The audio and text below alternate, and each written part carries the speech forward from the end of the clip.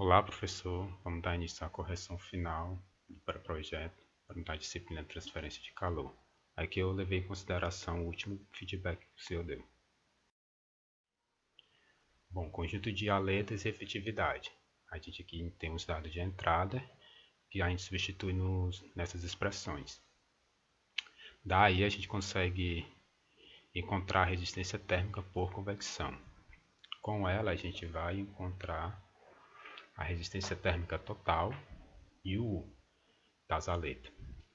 Assim, a gente consegue também encontrar a eficiência das aletas, pelas expressões abaixo. A gente vê que a eficiência estimada é de aproximadamente 83. Agora, a condução bidimensional e o processo de aquecimento do condensador. A gente tem a resistência térmica por condução, do caso 10.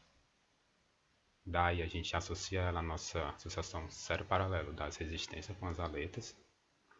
E com ela a gente consegue encontrar o nosso U. E partindo daí, também é possível encontrar o BO. A gente vê que ele deu menor que 1, o aquecimento ele é uniforme, e a gente agora consegue estimar o tempo.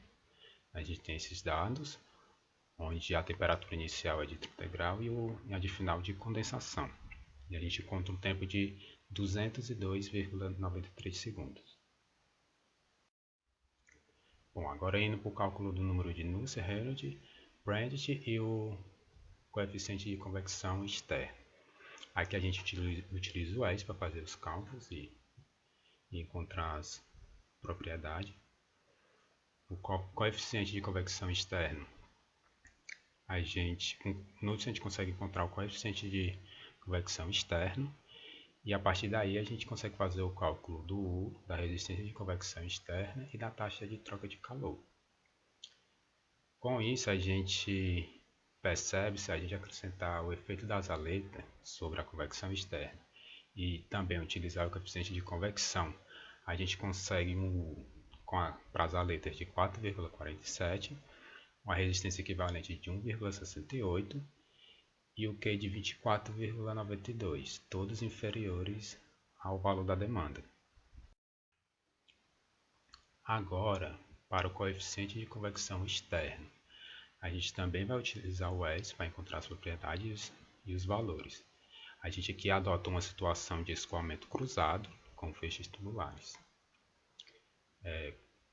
Com o cálculo do Reynolds pela velocidade máxima e as propriedades do ar na temperatura de entrada do feixe, a gente tem aqui o Reynolds e a velocidade, e a partir daí a gente encontra o Nusselt com os respectivos valores de C1, C2 e o M. Com o Nusselt a gente consegue encontrar o coeficiente de convecção externa, 57,26. Aí daí a gente tem que recalcular o U. A temperatura de saída do feixe é de 30,12 e o DTML de 22,91. A gente recalcula a resistência térmica por convecção externa e utiliza os valores das outras resistências obtidas. Aí a gente consegue encontrar o U, 57,13. E assim também a gente consegue encontrar a taxa de troca de calor. A gente percebe que é inferior da demanda necessária. E com os efeitos das aletas, a gente encontra um novo valor da resistência de convecção externa, no que nos vai dar um U de 130,5 aproximadamente e um Q de 568, agora cumprindo a demanda pretendida. O coeficiente de convecção interno, a gente também utiliza o ES para fazer os cálculos. A gente encontra o Reynolds, o escoamento é turbulento e plenamente desenvolvido, o LD é maior que 10, a gente adota o N de 0,3 para uma temperatura média. Assim a gente encontra o Nusselt. Com ele é possível encontrar o coeficiente de convecção interna. A gente recalcula o U utilizando a resistência de convecção interna com DTM de 29,35. Aí aqui a gente encontra ele em vapor saturado, o Q de vapor saturado e líquido saturado. Aí com a resistência de convecção externa corrigida, a gente pode incorporar as aletas, o efeito das aletas. A gente tem aqui do vapor saturado das aletas e do líquido saturado das aletas. E a gente percebe que atende à demanda requerida. Agora o coeficiente de convecção externo com convecção natural. A gente tem que verificar a camada limite, se é laminar ou turbulenta por cilindro horizontal longo. Com essa expressão, o beta representa o coeficiente de expansão volumétrica térmico do fluido e a temperatura de filme adotada é de 41,5 Celsius. A gente também vai utilizar o S para fazer os cálculos, onde está aqui os respectivos valores. Com eles a gente consegue calcular um Nusselt de 10,351 e com ele a gente consegue calcular o coeficiente de convecção externo médio de 23,26. Assim a gente recalcula o U e parte para a velocidade característica na camada limite. A gente utiliza as outras resistências, os valores das outras resistências encontradas para encontrar o U e a troca de calor.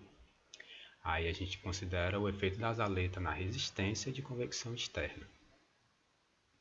Aí a gente percebe que o valor encontrado também atende à demanda requerida.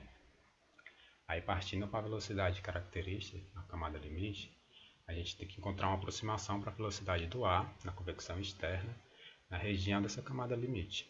A gente também vai utilizar o ES para encontrar o valor, que é de 0,1197 metros por segundo.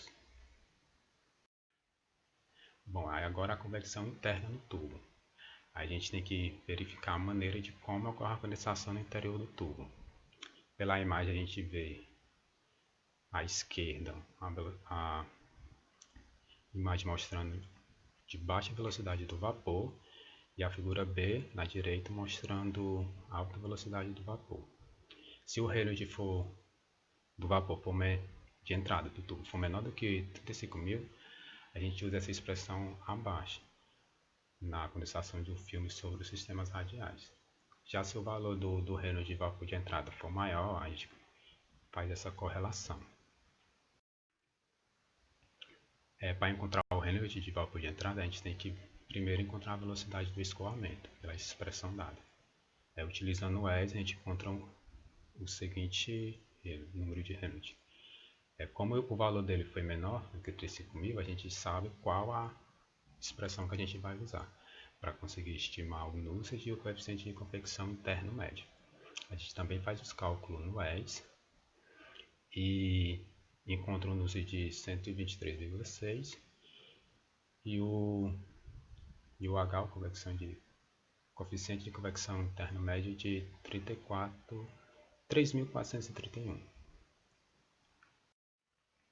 Agora a convecção interna no tubo. A gente tem um coeficiente de transferência de calor, onde o ETML é de 29,35. A gente encontra o U e o Q. A gente considera a ação das aletas na convecção natural do lado de fora, encontrando um novo valor de U e de Q. Agora a gente calcula o coeficiente de transferência de calor global, considerando que a parede do cilindro separa os dois fluidos, o ar e o do ambiente, pela expressão dada abaixo. A gente vê que o RD é um fator de deposição de valor tabelado de 0,0002 e o RP representa a resistência térmica, com o mesmo valor de ATML. Assim a gente encontra o U e também a taxa de calor trocado. Já para o método de efeito de efetividade inútil, a gente tem a taxa máxima no qual aconteceria a transferência de calor, o número de unidades de transferência, e a gente assume que o CR é igual a zero devido à natureza do processo. E usa a taxa de troca de calor pela essa expressão abaixo. A gente também vai utilizar uma definição que é a capacidade calorífica e da velocidade para o C mínimo, sendo ele igual ao C máximo. A gente também utiliza o auxílio do ES para fazer os cálculos, encontrando um Q de 320,1 e um Q máximo de 967,7 volts. Bom, é isso, professor. Eu agradeço pela atenção e até mais.